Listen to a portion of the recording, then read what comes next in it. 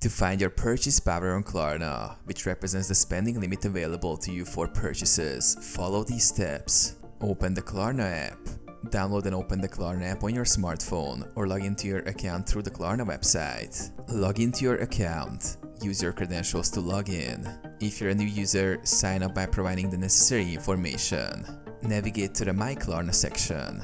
Once logged in, go to the My Klarna or Home tab. This section shows an overview of your account, including your purchases and payment history. Check your purchase power.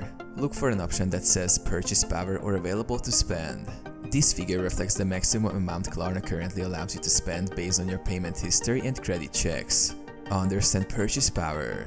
Klarna's purchase power is dynamic and may change based on factors like your creditworthiness, past repayment behavior, and the cost of the items you want to buy. Sometimes, Klarna will confirm your purchase power at checkout. Use your purchase power. Once you know your limit, you can shop within that range and use Klarna's flexible payment options, such as Pay in 4 or Pay Later.